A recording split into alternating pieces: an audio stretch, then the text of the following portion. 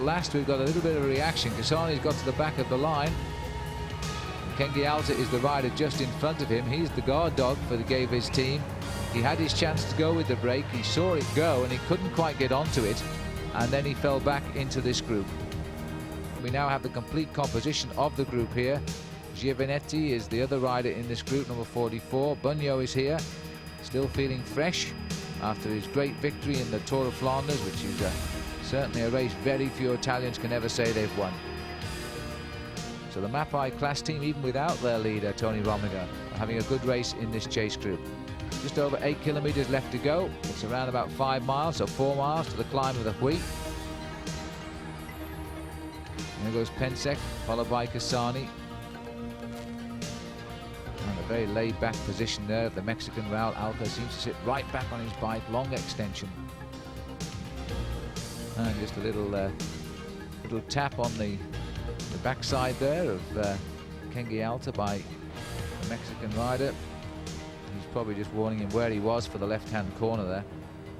This is back up to the team time trial. I mean, Berzin must feel rather at home now. He was part of the Team Pursuit World Championship team in 1990. The track's a bit bigger. It's 204 kilometers today instead of the 4 kilometers he rode at the time, but even so, the feeling must be the same, riding in line with two teammates. And that wouldn't surprise me if they've trained this way together as well.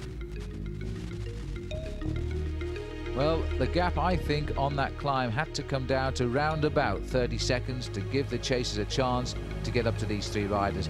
Pressure being applied at the front again, and it's Berzin now who's having to grit his teeth and hang on at the back, and it's in fact Giorgio Ferland who's reacting at the front. There must be a message coming up from the team manager here, which is probably going to say, listen, you're hovering at about 1:15. If you crack now, they'll be on you.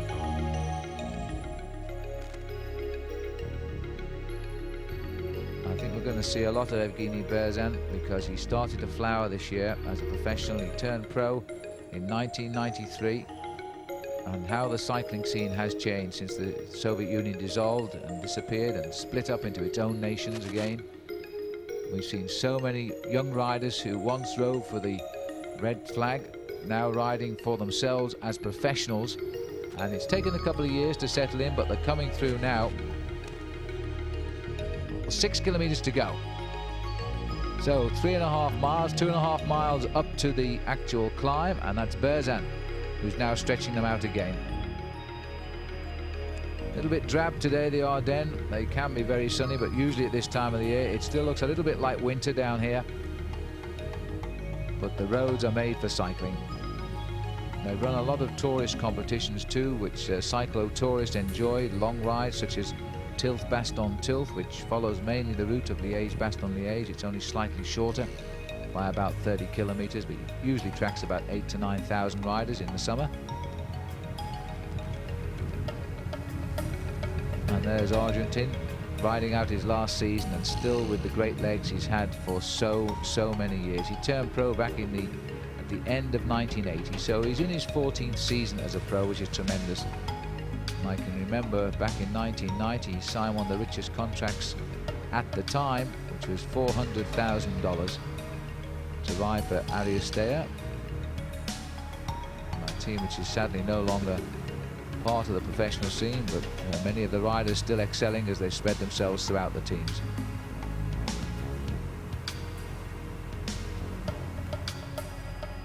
And 1:18, so they're absolutely pegging now the chase group of Raul Alcala's group there, which we're not seeing anything of at the moment, I'm afraid. Our host TV cameras not cutting back to the chase, but the three leaders are not hesitating at all, and they're going to feel very, very confident now that as that gap has not come down for something like 25-30 kilometers significantly, then they know now that they can probably hold their own speed and just fight it out on the climb of the Mur de Huy. Superb crowd as ever on top of the hill. The one little restaurant on the summit. Well, if you ever want to eat in it when the Fleche Wallone is on, you need to get there pretty early. There's Gianni Bunyo still trying to do something. David Cassano, Claudio Chiappucci passing off to our right. And Ronan Pensek, well, they're still driving on. I think they've left it a little bit too late, I'm afraid. And this group, to me, looks as though it's thinned out too. Casagrande is still here, the other side of Bunyo in the yellow. And Claudio Chiappucci should be feeling he can climb the hill well to get himself a nice finish at the top of it. So too Pensek, who once finished very high in the Tour de France, was coming back the next year to ride the Tour de France as a favourite, and fell off the roof of his house just before it started and broke his collarbone, and he didn't even manage to ride the Tour that second time out. But he'll be back again this year riding for the Nova Mai team.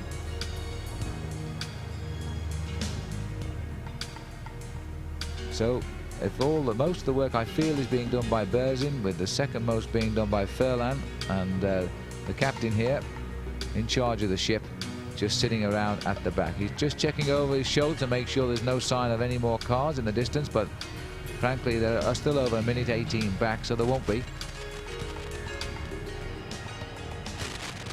This is the flat valley run now, which will take them into Huy, and then we'll make the turn up the climb. And it must be a great feeling. This has been a very, very daring escape indeed. And if three riders of the same team can crack a quality field like they've done today, then they really are the very, very best. Because mark my words, there's no way riders in this group would have allowed three men in the same coloured jersey to go clear if they could have done anything at all about it. And Bunyo must be feeling a little bit annoyed with himself for allowing the breakaway to go. There's no question which riders had the form, Berzin and Furlan. Argentin was in that breakaway too at Liège-Bastogne-Liège. When he'd done his job over La Redoute, he was dropped. But he obviously has the form. And who knows, he may have dropped off to save that little bit of energy for today. He's always been known as the man of the Ardennes. 4 times winner of Liège-Bastogne-Liège. Twice second and twice a winner of this race, Fleche Wallone. Looking for his hat trick today. He's going to have a tough job though, up against his younger teammates. We're now into Huy, and the town watching to see if these three have survived. It was on the second climb of the climb up here where they went clear, and they've held them off ever since. Little look at the faces, not giving anything away at all. As we've now got Furlan setting the pace. I haven't seen Argentin up there for quite a long time. Argentin holding close order in second place. It's a very, very frightening start to the climb, the Mur de Huy. You make the turn and then you see the wall. 1 kilometre to go. Little steady climb, but it'll kick very shortly when they switch to the right. And Argentin is holding second place. Berzin pedaling a much slower gear and looking threatening there. Now we're making the turn. There's the gradient, 20% or 1 in 5, bringing him up only to 129 metres above sea level, about 400 feet. But it's the way it gets there so quickly. This is where it starts to really dig into the legs now. And it narrows down as we go round to the right. Then it'll move round to the left.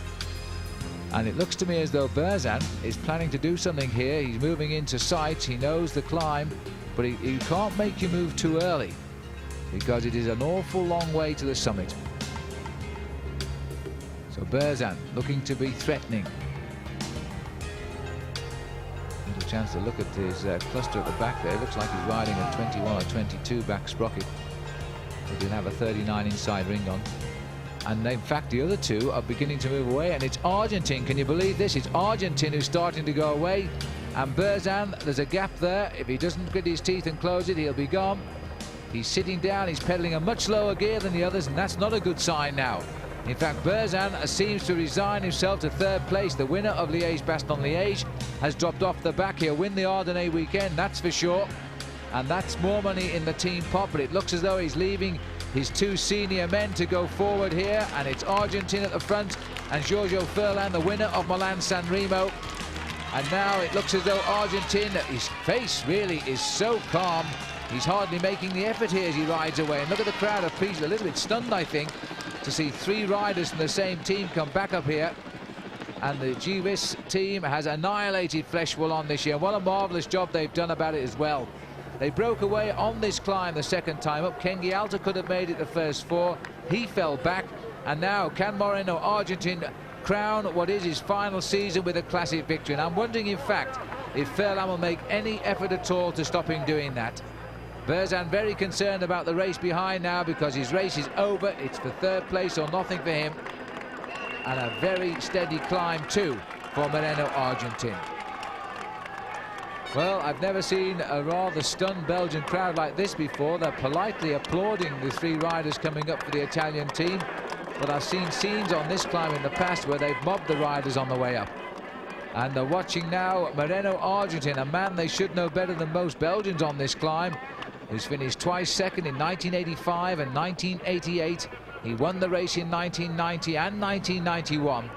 And in fact, they've cheered an Italian winner up here for the last 4 years, and looks like being 5 years now. Claudio Chiappucci bringing the chase group up. Got his rhythm going nicely, but he's too far down the climb. They won't close the gap now. It'll probably be down to around about 35 seconds by the finish. Argentin goes again, just as it looked as though Giorgio Furlan slipped the gear up a notch. Furlan still trying to hold his wheel, but you know Argentin has got all of the legs, and there's no reply from Furlan. Argentin wins it for the third time.